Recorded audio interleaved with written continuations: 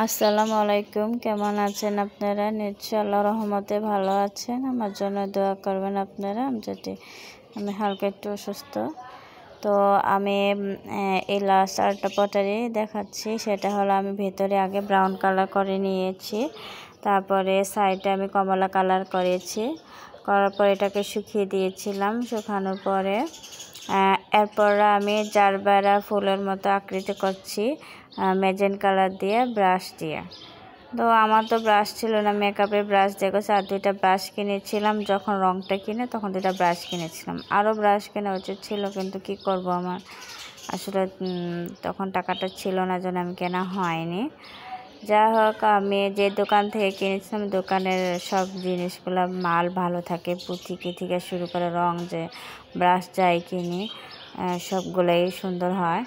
তো আমি এই জারবেরা ফুলের মতো আকৃতি আমি ব্রাশ দিয়ে করছি। দেখুন কেমন হচ্ছে, সেটা অবশ্যই কমেন্টস করে আপনারা জানাবেন।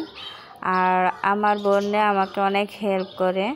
আমার বোনের চ্যানেল আছে সেতেরা কিচেন, আর আমার চ্যানেল নাম রূপা হ্যান্ডিক্রাফট। আমার বোনের চ্যানেলে আমি ভয়েস করি, কারণ হলো ও আসলে সময় পায় না, ও রান্না করে।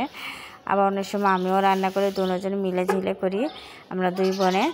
আর এই হাতের কাজের ব্যাপারে আমার বোন আমাকে অনেক হেল্প করে, সেজন্য আমরা দুই বোনে করি। আর আমার যদি মা থাকতো তাহলে হয়তো আমার মা অনেক খুশি হতো। তো আমার এরপরে এই রঙে আমি ডান্ডা দিয়েছিলাম নিচের দিকে এই রঙের। আপনারা পারলে ফুলটা আগে করে নিতে পারেন। তারপর এটা শুকিয়ে নিয়ে তারপর আমি সবুজ রঙের প্রথমে আমি কটন বাদে দিয়ে দিচ্ছি, দেখি কি অবস্থা হয় কিনা পাতার শেপ আকৃতি। আমি কিন্তু এটা আর্ট করে করিনি, আমি এটা নিজেই সরাসরি ব্রাশ দিয়ে করেছি। অনেকে আর্ট করে পেন্সিল আর্ট করে তারপরে রঙটা করে, দেখতে সুন্দর লাগে, কিন্তু আমি আমার সময়ের অভাবের কারণে আমি সেটা করিনি, আমি সরাসরি ব্রাশ দিয়ে করছি। আর আমার যে ব্রাশটা ছিল ভেজা ছিল, যেন রঙটা একটু নিচের দিকে পড়ে যাচ্ছে সবুজ রঙটা। তো আপনারা এটা ব্রাশটা শুকিয়ে নেবেন, শুকিয়ে নিয়ে তারপর আপনার রঙটা করবেন। এই সবগুলো আমি ডান্ডার মধ্যে সবুজ পাতা দিয়ে দিয়েছি, আর উপরে একটা ডিজাইন দিয়েছি, আর কিনারে সবুজ আকৃতি দিয়েছি। আপনারা আমার এই ভিডিওটা ফলো করবেন, কমেন্টস করবেন, আর আমার চ্যানেল লাইক সাবস্ক্রাইব দিবেন, পাশে থাকবেন।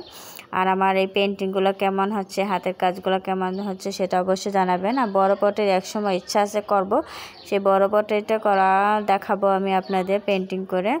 আর আমি গ্লাস পেন্টিংও করতে পারি। আমি এমন কোনো কাজ নাই, কিছু না কিছু শেখা আছে আমার মধ্যে। আল্লাহর রহমতে আল্লাহ যে প্রতিভা দিচ্ছে সেটাই আলহামদুলিল্লাহ।